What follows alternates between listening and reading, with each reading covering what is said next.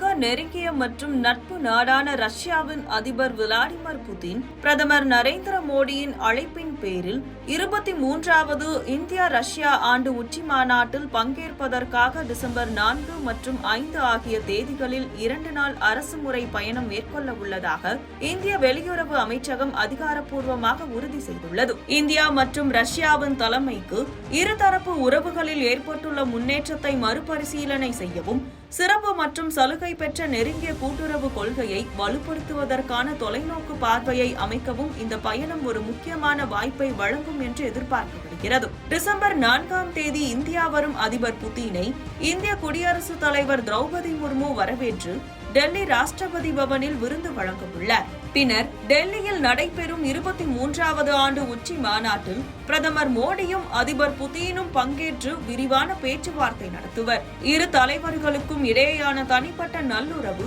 இந்த கூட்டுறவின் வலிமையை எடுத்துரைக்கிறது. சமீபத்தில் சீனாவின் தியான்ஜினில் நடைபெற்ற ஷாங்காய் ஒத்துழைப்பு உச்சி மாநாட்டில் அவர்கள் சந்தித்து பேசியதும் குறிப்பிடத்தக்கது. உக்ரைன் மீதான போர் தொடங்கிய பிறகு அதிபர் புதின் இந்தியாவுக்கு மேற்கொள்ளும் முதல் பயணம் இது என்பதால் உலக அரங்கில் இந்த பயணம் மிகுந்த முக்கியத்துவம் வாய்ந்ததாக கருதப்படுகிறது. இந்த பயணத்தின் மைய புள்ளியாக பாதுகாப்பு தளவாட கொள்முதல் மற்றும் உயர் தொழில்நுட்ப ஒத்துழைப்பு இருக்கும். இந்தியாவின் பாதுகாப்பு துறையில் சுமார் 65% அதிகமானவை ரஷ்யாவிடமிருந்து வாங்கப்பட்டவை என்பதால் பல முக்கிய ஒப்பந்தங்கள் கையெழுத்தாகும் என எதிர்பார்க்கப்படுகிறது.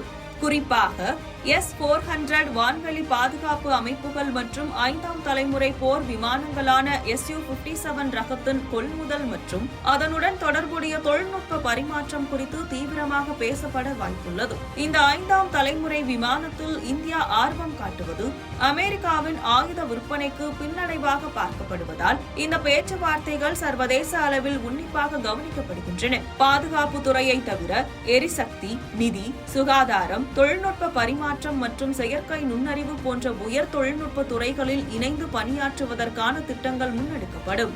அதிபர் புதினின் வருகை ரஷ்யா மீதான பொருளாதார தடைகள் மற்றும் உக்ரைன் போர் என்ற உலகளாவிய சூழலில் நடைபெறுவதால் அதன் அரசியல் தாக்கம் குறித்தும் விவாதிக்கப்படும். இது பேச்சுவார்த்தைக்கான நேரம் என்று பிரதமர் மோடி தொடர்ந்து வலியுறுத்தி வருவதால் உக்ரைன் போர் நிறுத்தம் மற்றும் அமைதி பேச்சுவார்த்தைக்கான சாத்தியக்கூறுகள் குறித்து இரு தலைவர்களும் விவாதிக்கலாம். மேலும் உக்ரைன் போரின் போது சலுகை விலையில் ரஷ்யாவிடமிருந்து கச்சா எண்ணெய் வாங்கிய இந்தியாவின் முடிவை எதிர்த்து அமெரிக்காவின் முன்னாள் அதிபர் டொனால்டு டிரம்ப் பகிரங்கமாக குற்றம் சாட்டியிருந்தார்.